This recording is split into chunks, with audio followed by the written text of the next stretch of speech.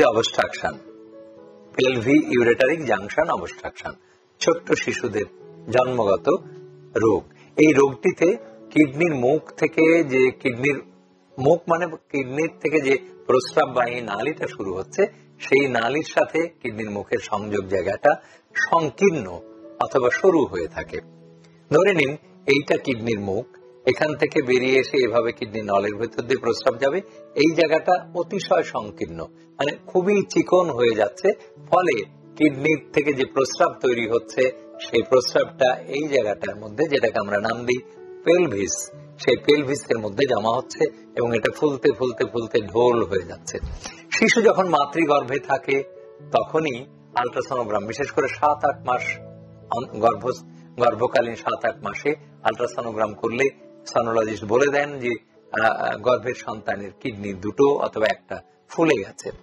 এই ফুলে গেছে মানেই কিডনি থেকে প্রস্রাব বেরোতে পারছে না, আর বেরোতে পারছে না মানেই এই জায়গাটায় যেখানে কিডনির মুখ এবং ইউরেটার বা কিডনির নলটা সংযুক্ত হয়েছে, সেই জায়গাটা সংকীর্ণ আংশিক ভাবে, পুরোপুরি বন্ধ হয়ে যায় না, আংশিক ভাবে সংকীর্ণ অথবা সরু হয়ে গেছে। এটাকে তখন আমরা বলবো পিউজি অবস্ট্রাকশন। এবং উপরের অংশটা, কিডনির অংশটা হয়ে যাবে ফুলে যাওয়া বা চওড়া হয়ে যাওয়া, বড় হয়ে যাওয়া, সেটাকে আমরা বলবো হাইড্রোনেফ্রোসিস। সুতরাং এই হাইড্রোনেফ্রোসিস আল্ট্রাসোনোগ্রামে যখন লিখে দেবে আপনাদেরকে, তখনই বুঝবেন যে কিডনির মুখটা বন্ধ হয়ে গেছে আংশিকভাবে।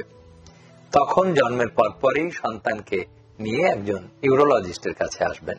অবশ্যই আবারও স্মরণ করিয়ে দিচ্ছি, আপনারা আসবেন ইউরোলজিস্টের কাছে। ইউরোলজিস্ট আপনার সন্তানের শারীরিক অবস্থা বিবেচনা করে তাকে পরীক্ষা নিরীক্ষা করবে। এই পরীক্ষার মধ্যে অবশ্যই কিডনির ক্ষতি হয় অথবা শিশুর ক্ষতি হয় এমন কোনো পরীক্ষা না। সবচাইতে নিরাপদ পরীক্ষা হচ্ছে একটি আল্ট্রাসোনোগ্রাম, কিডনি রিজিয়নের, কিডনি এলাকার আল্ট্রাসোনোগ্রাম, আরেকটি ডিটিপিএরেনোগ্রাম, এবং সাথে স্প্লিট রেনাল ফাংশন, কিডনিটা কতখানি কাজ করছে সেই কাজের অংশটা তাকে সেখানে লিখে দেবে। যে এমনও হতে পারে যে কিডনি কোনোই কাজ করছে না, তারপরেও হতাশ হওয়ার কিছু নেই। যেমন আজকেই আমরা যে অপারেশনটা করলাম, ইরফানুর রহমান, ছোট্ট একটি শিশু, সেই শিশুটার প্রথমে 1 মাস আগে যখন আসলো, তখন আমরা ডিটিপিএরেনোগ্রাম করে দেখলাম যে তার বাম কিডনিটা মাত্র 1% কাজ করে আর ডান কিডনিটা 99% কাজ করে, আর কিডনিটা ফুলে একদম এরকম ঢোল হয়ে আছে। আমরা কি করলাম, ছোট্ট একটি নল বা ক্যাথেটার পিছন দিক দিয়ে, বাম পাশের পিঠের দিক দিয়ে কিডনির মধ্যে রেখে দিলাম। তাতে করে কিডনির থেকে যে প্রস্রাব তৈরি হচ্ছে, এই নল দিয়ে অনবরত বাইরে চলে আসছে। এটাকে আমরা বলি ইউরিনারি ডাইভারশন, অথবা বিকল্প রাস্তা দিয়ে কিডনির তৈরি প্রস্রাব বের হয়ে যাওয়া। এই কিডনির প্রস্রাব যদি বাইরে বেরোতে পারে, তাহলে কিডনিটা সেফটিতে চলে গেল বা নিরাপদ জায়গায় চলে গেল এবং কিডনিটা সুস্থ হতে থাকলো।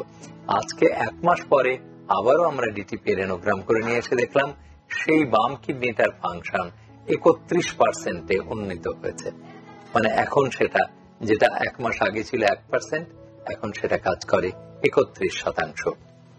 আজকে আমরা তার অপারেশন করলাম পেট না কেটে, মাত্র 3টি ছিদ্রের মাধ্যমে পেটের 3টি অংশে ছোট্ট ছোট্ট সূক্ষ্ম ছিদ্র, অতিশয় সূক্ষ্ম ছিদ্র দিয়ে, 5 মিলি ছিদ্র দিয়ে আমরা অপারেশনটা শেষ করলাম।